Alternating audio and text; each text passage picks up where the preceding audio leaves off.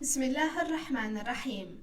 Alhamdulillahi Rabbil Alamin, wassalatu wassalamu ala sayyidina wa nabiyina Muhammad wa ala ahlihi tayyibin tahirin wa sahbihi al-muntajabin wa ala jami' al-anbiya illahi wal mursalin. Me emrin e Allahut të gjithëmëshirshmit, mëshirëplotit. Falënderimet më të sinqerta janë vetëm për Allahun e madhëruar. Paqja dhe mëshira e Allahut qofshin mbi profetin Muhammad, mbi familjen e tij të pastër, mbi shokët e tij të zgjedhur dhe mbi të gjithë të dërguarit dhe profetët e Zotit të gjithësisë. Të nderuar dëgjues dhe shikues, ju përshëndes me përshëndetjen e bukur islame. Assalamu alaikum wa rahmatullahi wa barakatuhu. Paqja, mëshira dhe begati të Allahut qofshin mbi ju. Për ditën e sotme do të flasim rreth temës si e edukoi profeti Muhammad sallallahu alaihi wasallam të gjithë këto umet me udhëzimet e Kuranit. Në rrjedhën e historisë njerëzore, ka momente që ndryshojnë fatin e kombeve dhe drejtimin e qytetërimeve.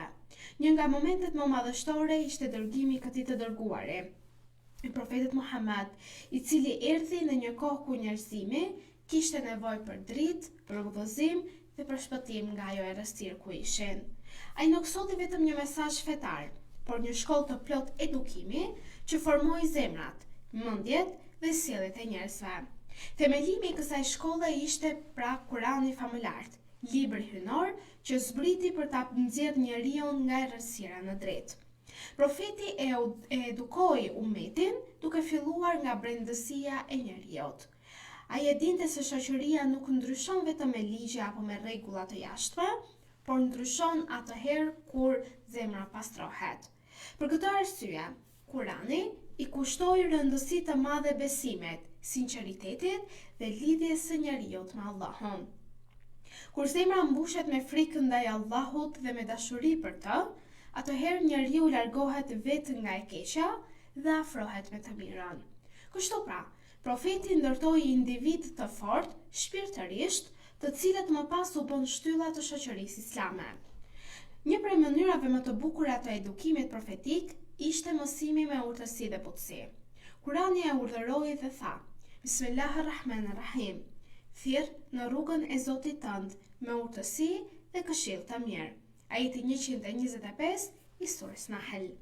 Profeti nuk i detyronte njerëzit me ashpërsi, por i afronte ato me sjellje të mirë, me fjalë të ëmbla dhe me durim të madh.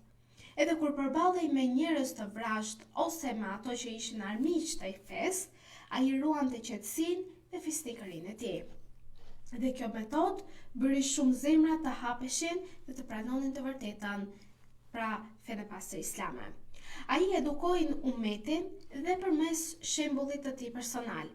Njerëzit pan tek ai njeriun më të ndershëm, më të drejtë, njeriun më të mëshirshëm, njeriun më të përulur, njeriun më besnik e shumë cilësi të tjera të larta të këtij të dërguari.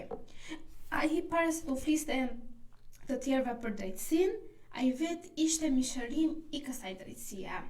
Para se të urdhëronte për mëshirë, ai ishte vet shembulli më i bukur i mëshirës. Prandaj, ndikimi i tij ishte aq i madh tek njerëzit, sepse fjalët e tij përputheshin dhe me veprat që bënte në atë shoqëri. Edukimi më i fuqishëm është ai që jepet me shembullin dhe profeti Muhammad ishte shembulli më i lartë i njerëzimit. Kurani i mësoi njerëzit të respektojnë dijen dhe profeti e bëri dijen një detyrë për umetin. Ai ngriti vlerën e të diturve dhe nxiti kërkimin e njohurisë. Nga një popull i shpërndar, ignorant dhe i pa informuar i asaj kohe, ai formoi një brez që mësoi të lexojë, të kuptojë dhe të meditojë në krijimin e Zotit të gjithësisë. Dija në Islam nuk është vetëm të mrish dhe të mësosh mbi libra, por njohja e Allahut është dija thelbësore që kërkon feja pastër islame. Dija kryesore është kuptimi i jetës dhe përdorimi i mendjes për të mirë. Kështu u krijua një shoqëri që e vlerësonte mendimin dhe urtësinë atë kohë. Profeti Muhammad sallallahu alaihi wasallam, të nderuar dëgjues dhe shikues, i edukoi njerëzit dhe me ndjenjën e përgjegjësisë. Ai mësoi se çdo fjalë, çdo vepër dhe çdo qëllim ka peshë para Zotit të gjithësisë. Njeriu nuk jeton pa qëllim dhe nuk vepron pa llogari se çfarë do ndodh pas atij veprimi. Kjo vetëdia i bëri besimtarët më të kujdesshëm në sjelljet e tyre, i bëri më të drejtë në gjykim, në marrëdhënie me tyre me njerëzit dhe më të sinqert në adhurimin e tyre ndaj Zotit, ndaj Allahut. Kur njeriu e ndjen se Allahu e sheh në çdo çast që ai është, ai përpiqet të jetë versioni i tij më i mirë për të fituar kënaqësinë e Zotit të Gjithësisë. Një tjetër dimension i edukimit që solli profeti Muhammed për umetin islam ishte dhe vëllazëria. Gjëja e parë që bëri profeti Muhammed kur largua nga Mekka në Medinë ishte bashkimi i muhaxhirëve me ensarët dhe vëllazëria midis tyre dhe ndërtimi i një xhamie dhe një komuniteti, si ta themi në atë kohë, ku të gjithë jetonin të përbashkët me një bashkësi të vetme, në harmoni me njëri tjetrin. Profeti bashkoi njerëz me përjardhje të ndryshme, me gjuhë të ndryshme dhe me gjendje të ndryshme shpirtërore. Ai mësoi se besimtarët janë vëllezër dhe se nderi nuk matet me pasuri apo përjardhje, por me devotshmëri të lartë. Kjo krijoi një bashkësi ku secili ndjente përgjegjësi për tjetrin, ku i forti ndihmonte të dobtin dhe ku zemrat lidheshin për hir të Zotit të Gjithësisë. Prandaj dhe Allahu xhaleshanuhu në Kur'anin famëlar thot: "Më i miri ndër jush është ai që është më i devotshëm." Ai edukoi gjithashtu njerëzit që të ishin të durueshëm dhe të qëndrueshëm në rrugën që ato zgjedhin. Rruga e së vërtetës nuk është gjithmonë e lehtë, dhe profeti vetë kaloi në sprova të mëdha.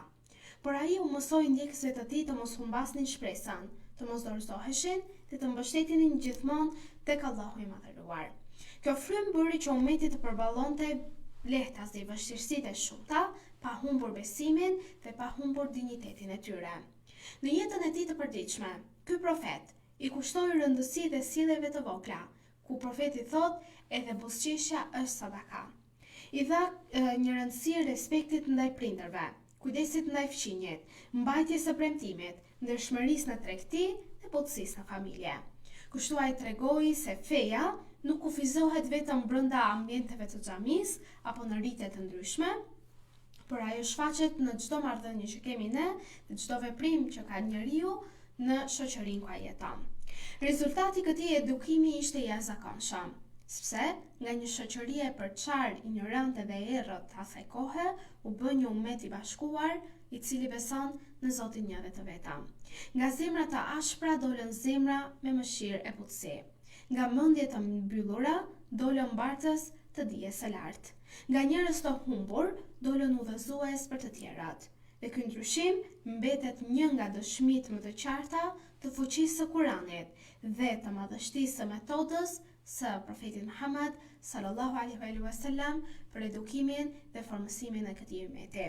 Edhe sot, kush kërkon edukim të vërtet, formim të karakterit dhe qetësi shpirtërore, le të kthehet dhe të gjejë rrugën e tij te Kurani famëlar, te fjala e Zotit të Gjithësisë, dhe tek shembulli i këtij të dërguarit të Allahut, te profeti Muhammed, paqja dhe bekimet e Allahut qofshin mbi të dhe mbi familjen e tij, dhe të mos harrojmë sepse koha ndryshon, por nevoja e njeriu për dritë, për moral, për të mësuar dhe për të afruar tek Zoti i Gjithësisë asnjëherë nuk ndryshon. Në këto momente të nderuar dëgjues dhe shikues, duke ju lënë në mbrojtjen dhe ndihmën e Allahut xhaleshanuhu, ju përshëndes me përshëndetjen e bukur islame. Assalamu alaikum wa rahmatullahi wa barakatuhu. Paqja, mëshira dhe begatit e Allahut qofshin mbi ju.